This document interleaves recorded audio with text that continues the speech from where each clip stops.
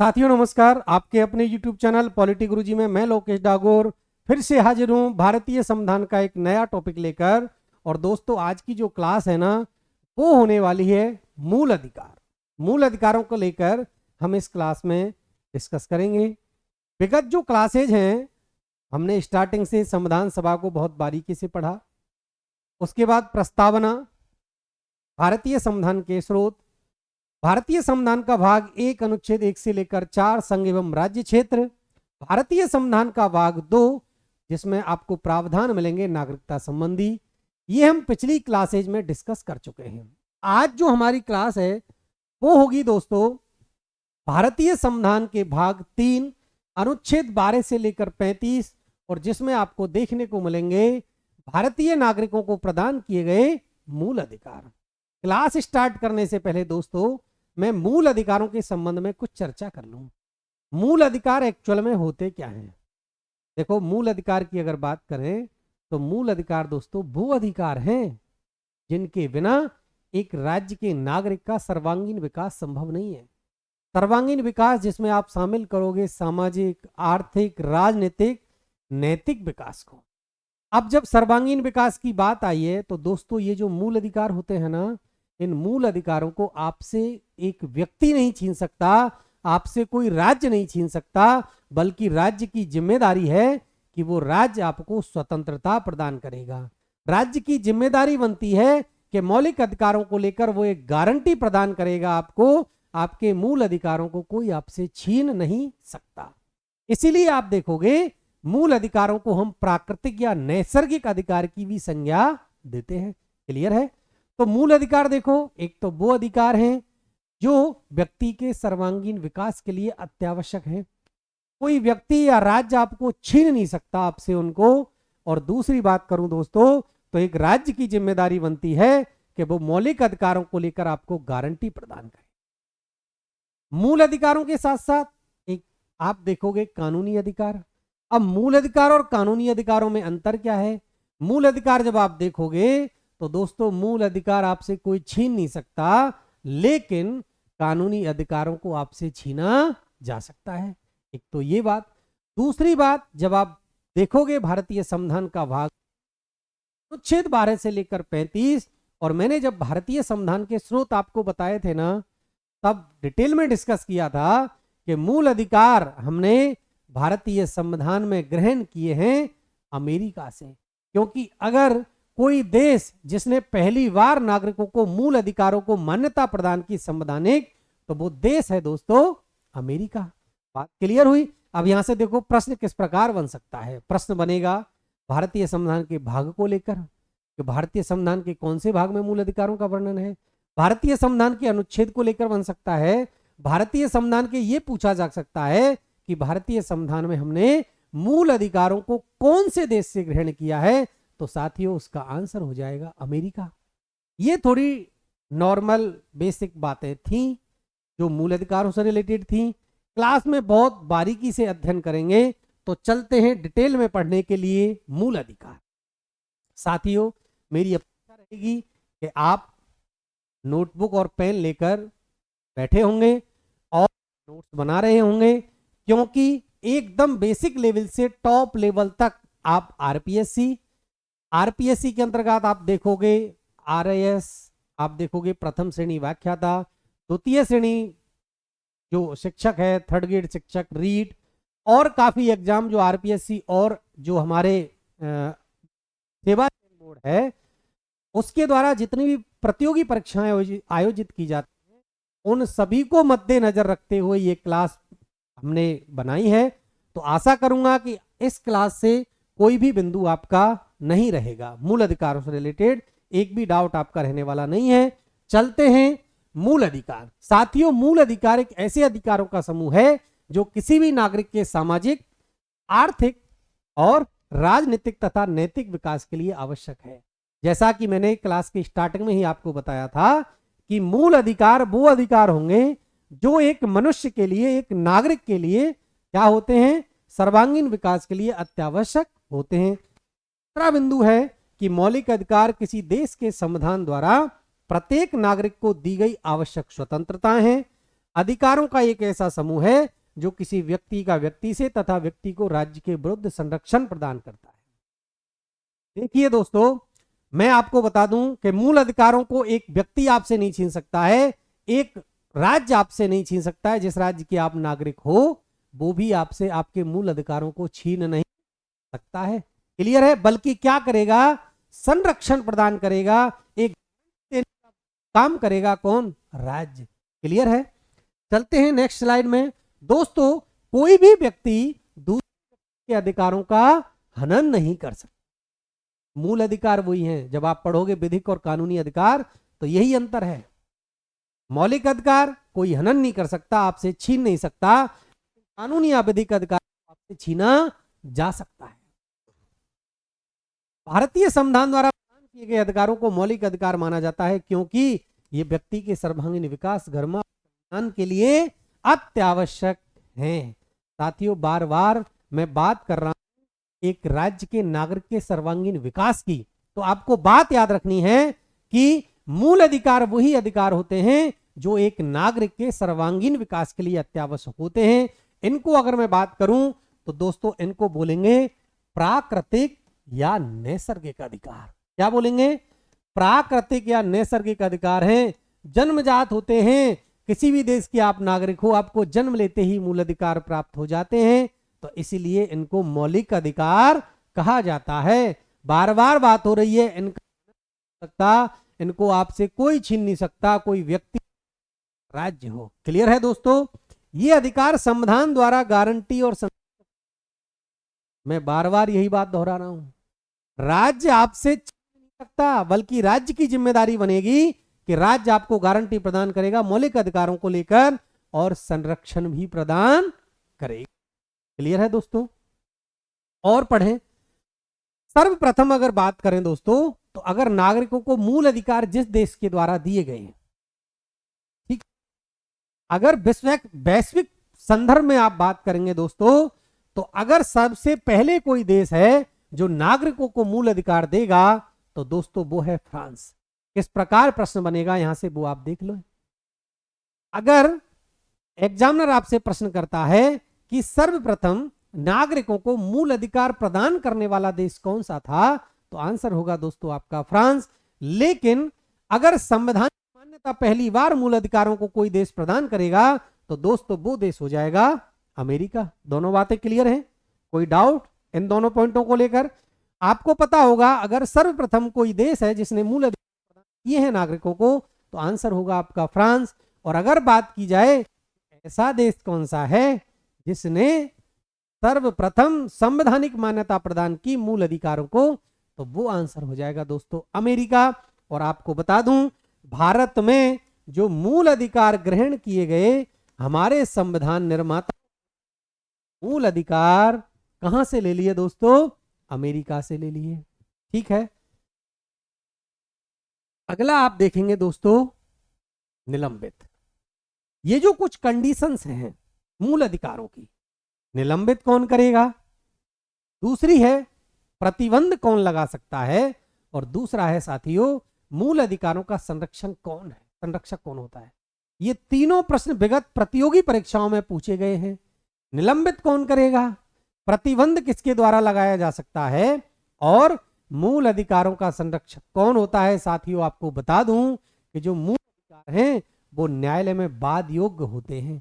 जब आप डीपीएसपी पढ़ोगे तो डीपीएसपी नीति निर्देशक तत्व और मूल अधिकारों में जब आप अंतर देखोगे दोस्तों, तो आपको पता चलेगा डीपीएसपी न्यायालय में प्रवर्तनीय नहीं है, लेकिन मूल अधिकार न्यायालय में प्रवर्तनीय है।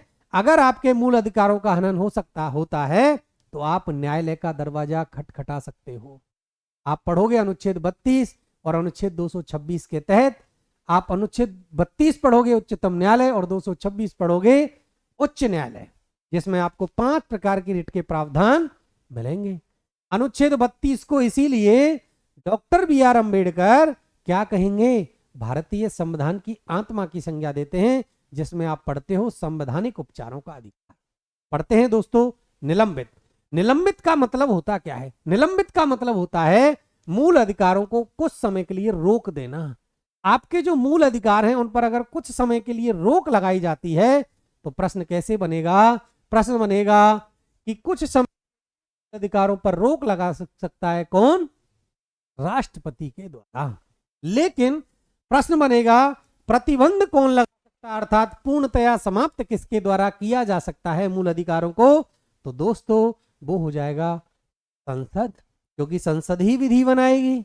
अगर लगता है कि कोई भी मूल अधिकार असंगत हो रहा है, क्लियर है, आप आगे चल के पढ़ोगे अनुच्छेद 13 में अल्पीकरण की विधियां आएंगी, उसमें स्वतंत्रता से पूर्व के कानून, स्वतंत्रता से बाद के कानून जब असंगत होंगे तो उनको किस प्रकार समाप्त करें, उसमें आप पढ़ोगे। पूरा भाग नहीं किया जा सकता। अगर अधिनियम है, जैसे अधिनियम का कोई पार्ट है वो असंगत लग रहा है, तो आप पूरा अधिनियम नहीं हटा सकते। तो ये सारे आप आगे पढ़ोगे अनुच्छेद 13 में डिटेल में। अब यहां पर आप देख सकते हैं, एग्जामिनर आपसे प्रश्न कर सकता है दोस्तों कि मूल अधिकारों को प्रतिबंधित किया जा सकता है या पूर्ण रूप से रोक लगाई जा सकती है। ऑप्शन में मिले राष्ट्रपति, ऑप्शन में मिले संसद, ऑप्शन में मिले प्रधानमंत्री या उच्चतम न्यायालय। तो दोस्तों आपका आंसर हो जाएगा संसद। केवल संसद के पास ही यह अधिकार है कि वह मूल अधिकारों पर प्रतिबंध लगा सकती है, पूर्णतया समाप्त कर सकती है विधि बनाकर। एक प्रश्न यहां से बनता है दोस्तों, मूल अधिकार का रक्षक अर्थात संरक्षक होता है तो उच्चतम न्यायालय, भारत का सुप्रीम कोर्ट मूल अधिकारों का संरक्षक है। आप अनुच्छेद 32 पढ़ोगे, मूल अधिकारों के अंतर्गत ही जो हमारा 6वां मूल अधिकार है वर्तमान, उसमें आप डिटेल में पढ़ेंगे। क्लियर है? तीनों बातें क्लियर हैं।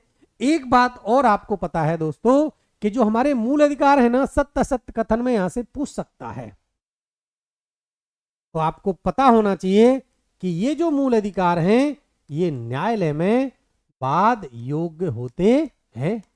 न्यायालय में वाद योग्य का मतलब है कि यदि आपके अधिकारों का हनन होता है तो आप न्यायालय की शरण ले सकते हो। ये होता है न्यायालय में वाद योग्य होने का मतलब।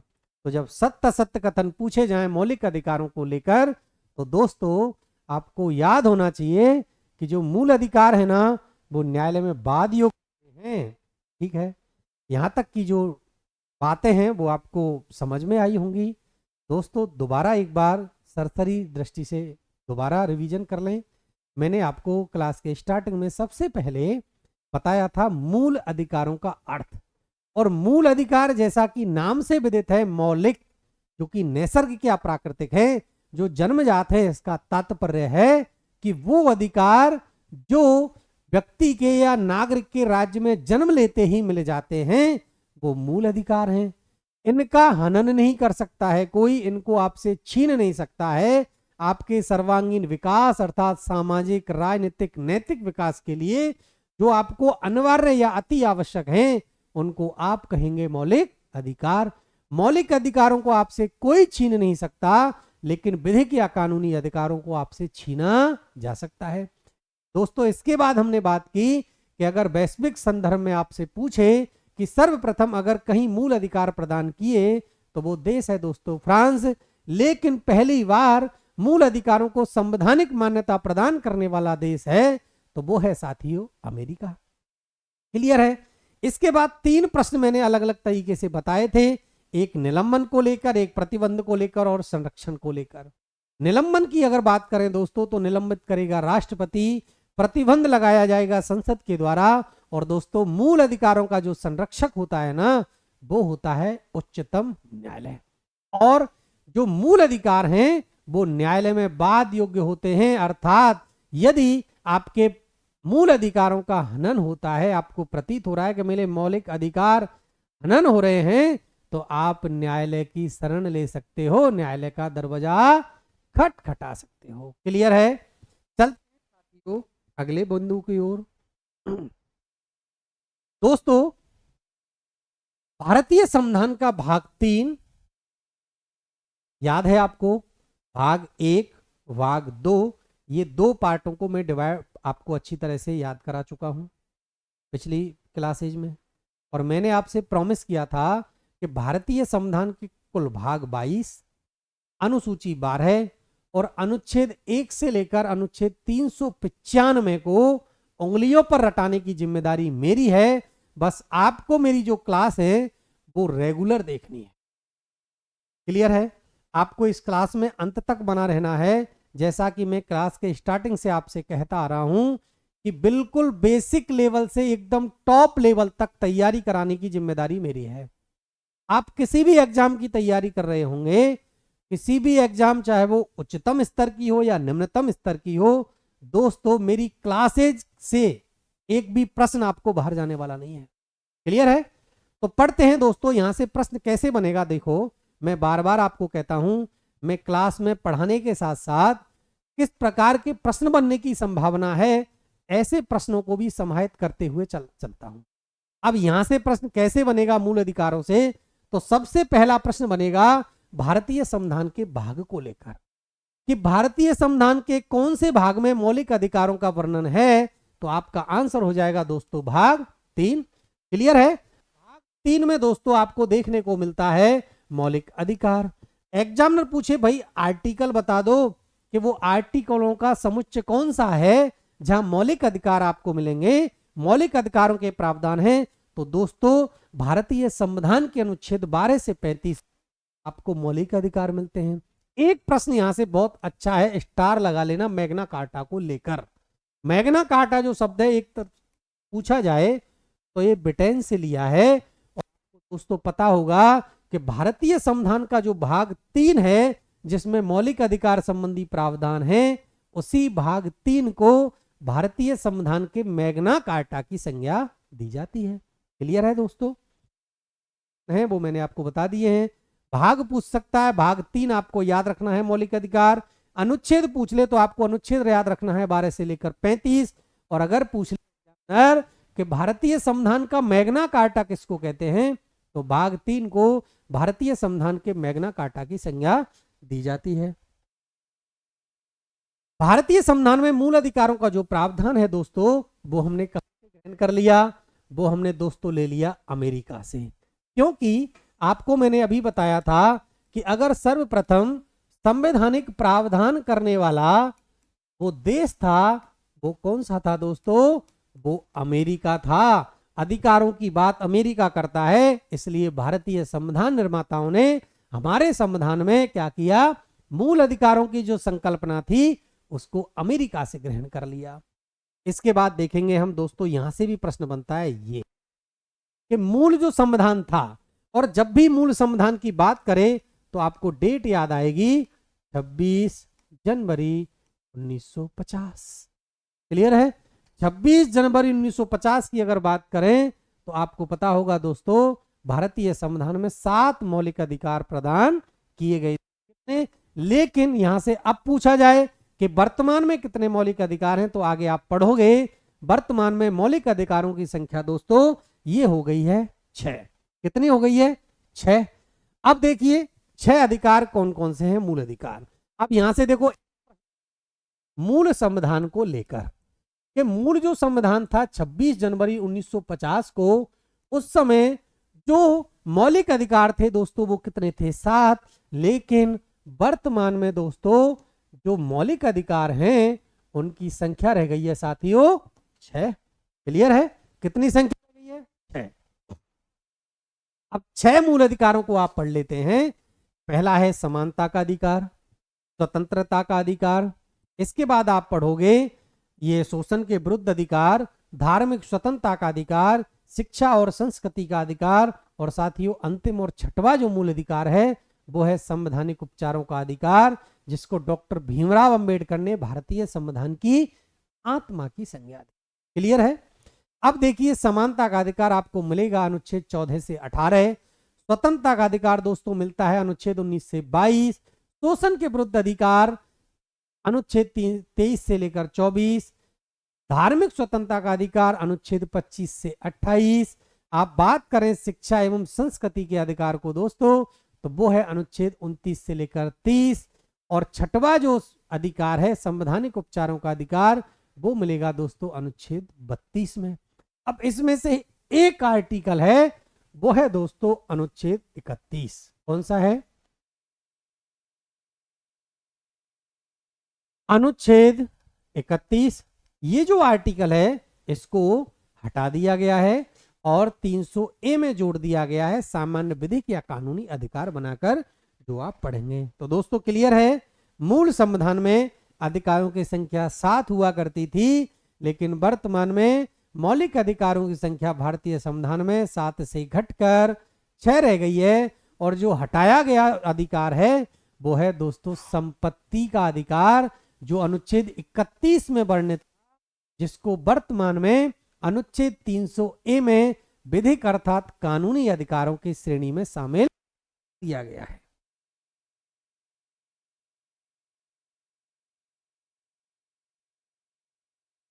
अब पढ़ते हैं दोस्तों, थोड़ा सा अगर आप लिखना चाहें तो ये देखिए 6 अधिकार थे दोस्तों, और ये जो अधिकार है संपत्ति का अधिकार अनुच्छेद 31वां, इसको वर्तमान में 300A में एक कानूनी अधिकार बना दिया गया है। और वर्तमान में क्या रह गई है अधिकारों की संख्या दोस्तों, तो वो रह गई है साथियों केवल और केवल 6। अधिकारों की संख्या को लेकर 2 प्रश्न बनेंगे। मूल संविधान में अधिकारों की संख्या कितनी थी? 7। और वर्तमान संविधान में अधिकारों की संख्या कितनी है दोस्तों? 6। अब चलते हैं आर्टिकल्स की ओर। ये हमने पढ़ लिया। अब एक एक आर्टिकल में डिटेल में डिस्कस करेंगे। जैसा कि मैंने आपको बताया तो कि अनुच्छेद 12 से लेकर 35 तक आपको भारतीय संविधान में मौलिक अधिकार देखने को मिलेंगे। क्या मिलेंगे? मौलिक अधिकार। अब अनुच्छेद 12 और 13, इसके बाद हम पढ़ेंगे समानता का अधिकार, अनुच्छेद 14 से लेकर 18। 14 क्या कहेगा, 15 क्या कहेगा, 16, 17, 18। इस प्रकार एक एक अनुच्छेद में जो जो अधिकार आपको प्रदान किए गए हैं भारतीय संविधान के द्वारा भारतीय नागरिकों को, उनके बारे में हम डिटेल में डिस्कस करेंगे। तो चलते हैं अनुच्छेद 12 पर। अनुच्छेद 12 की अगर बात करें दोस्तों तो देखो इसमें मिलेगी राज्य की परिभाषा। अब ये राज्य की परिभाषा आपको अनुच्छेद भी देखने को मिलेगी।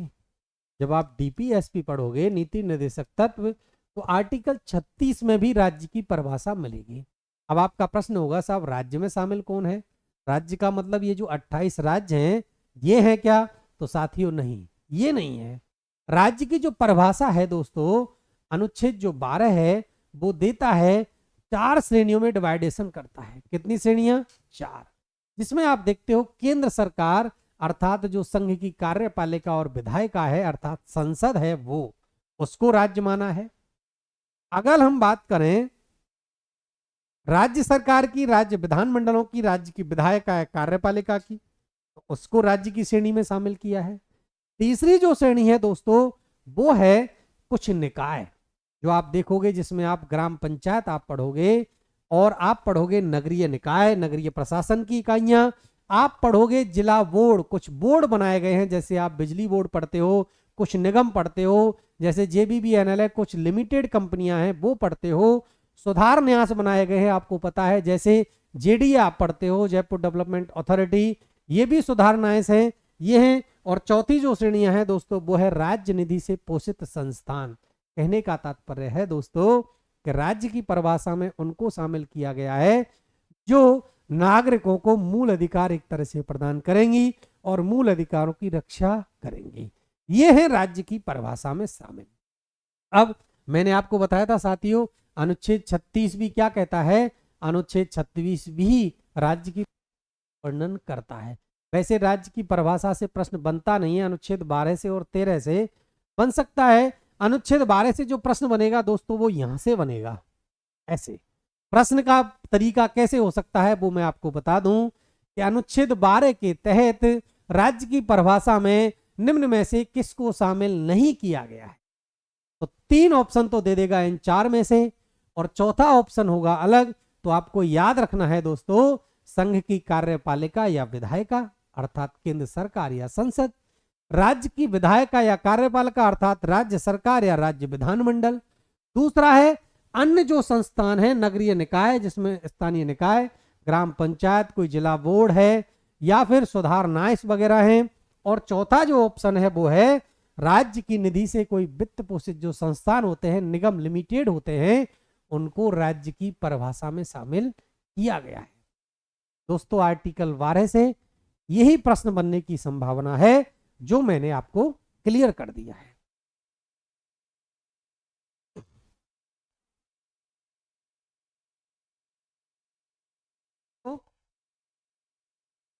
अनुच्छेद 13 में, अनुच्छेद 13 को पढ़ें। अनुच्छेद 13 में मिलेंगी आपको अल्पीकरण की विधियां। अनुच्छेद 13 वर्णन करता है कि कौन कौन सी कंडीशन है जिनमें मूल अधिकारों के असंगत होने पर मूल अधिकारों को अल्प किया जा सकता है। इसका जो वर्णन मिलेगा अल्पीकरण को लेकर, तो दोस्तों वो मिलेगा अनुच्छेद 13 में। अनुच्छेद 13 में बात करें तो भारतीय संविधान के अनुच्छेद 13 के तहत न्यायालय किसी भी को शून्य घोषित कर सकता है जो मूल अधिकारों से असंगत है। अगर मूल अधिकारों का हनन हो रहा है और ऐसा प्रतीत हो रहा है कि ये मूल अधिकारों का हम क्या कर रहे हैं, संरक्षण नहीं बल्कि हनन हो रहा है, कोई विधि ऐसी है जो मूल अधिकारों का हनन करती है, असंगत प्रतीत हो रहा है, तो दोस्तों उच्चतम न्यायालय के द्वारा किसी भी विधि को क्या किया जा सकता है, शून्य घोषित किया जा सकता है, अल्प किया जा सकता है। अनुच्छेद 13 में जो अल्पीकरण की विधियां हैं वो हैं 3, जो आप डिटेल में आगे डिस्कस करेंगे। अब आप देखोगे किसी भी विधि को शून्य घोषित करने की जो है उच्चतम न्यायालय के अनुच्छेद 32 जो मैंने आपको बताया था, संवैधानिक उपचारों का अधिकार, और उच्च न्यायालय को अनुच्छेद 226 के तहत प्रदान की गई है। न्यायालय करेगा। अल्पीकरण की जो विधि है दोस्तों, अल्प करने की, मूल अधिकारों को शून्य करने की, शून्य घोषित करने की, असंगत होने की दशा में, तो वो जो अधिकार है वो दोस्तों केवल और केवल न्यायालय के पास है। और आप देखोगे उच्चतम न्यायालय को अनुच्छेद 32 के तहत और उच्च न्यायालय को अनुच्छेद 226 के तहत ये शक्ति प्रदान की गई है, जिसमें आपको वर्णन मिलता है 5 प्रकार की रिटों का। जब आप अनुच्छेद 32 पढ़ोगे तो वहां पढ़ोगे बंदी प्रत्यक्षीकरण, परम आदेश, प्रतिषेध, उत्प्रेषण, अधिकार प्रक्षा। कौन कौन सी हैं? ये जो 5 प्रकार हैं अनुच्छेद 32 जब आप पढ़ोगे दोस्तों तो वहां पर भी डिटेल में डिस्कस करेंगे, जिसमें आप पढ़ते हो बंदी प्रत्यक्षीकरण। 5 प्रकार की रिट जारी करने का अधिकार है उच्चतम न्यायालय को अनुच्छेद 32 के तहत, जिसमें पहली है दोस्तों बंदी प्रत्यक्षीकरण। एक आप पढ़ते हो इसमें अधिकार प्रक्षा, अधिकार प्रक्षा। एक आप पढ़ते हो परम आदेश, एक आप पढ़ते हो उत्प्रेषण, और 5वां है प्रतिषेध। ये 5 प्रकार की रिट अनुच्छेद 32 के तहत, कौन से आर्टिकल के तहत? अनुच्छेद 32 के तहत उच्चतम न्यायालय जारी करेगा, सुप्रीम कोर्ट अर्थात। और एक आपको आर्टिकल याद रखना है दोस्तों, 226 के तहत उच्च न्यायालय भी रिट जारी करने का प्रावधान है। और आपको पता है दोस्तों कि किसी भी मूल अधिकार के असंगत होने की दशा में न्यायालय उस विधि को शून्य घोषित कर सकता है। और न्यायालय के द्वारा जो प्रावधान है उच्चतम न्यायालय को अनुच्छेद 32 और उच्च न्यायालय को अनुच्छेद 226 के तहत ये शक्ति प्रदान की गई है। क्लियर है? अगला देखते हैं अनुच्छेद 13 में। अभी मैंने आपको बताया था जो आर्टिकल 13 है दोस्तों, वो विधि को शून्य करने के कितने सिद्धांत वर्णित करता है? 3। अनुच्छेद 13 में अगर आप मूल अधिकारों को अल्प करना चाहते हो, शून्य घोषित करना चाहते हो, है ना, असंगत होने की दशा में, तो उसकी विधि मिलेंगी आपको 3। एक है आच्छादन का सिद्धांत, एक है पृथक्करणीयता का सिद्धांत, और एक है दोस्तों अधित्याग का सिद्धांत। पहला सिद्धांत है आच्छादन का सिद्धांत, पृथक्करणीयता का सिद्धांत और अधित्याग का सिद्धांत। जैसे आप आच्छादन की बात करोगे तो ये है स्वतंत्रता के जो कानून है दोस्तों उन पर लागू होगा। अगर पृथक्करणीयता की बात के पश्चात जो कानून है दोस्तों उनको किस प्रकार अल्प करेंगे, समाप्त करेंगे, उन पर लागू होगा। अधित्याग के सिद्धांत का मतलब है कि स्वेच्छा से कोई भी नागरिक क्या करेगा, मूल अधिकारों को त्याग नहीं सकता है। मन मर्जी चल गई कि मैं अनुच्छेद 14 के जो मूल अधिकार हैं उनको त्याग कर रहा हूं, है ना, ऐसे नहीं चलेगा। तो यह है अधित्याग का सिद्धांत।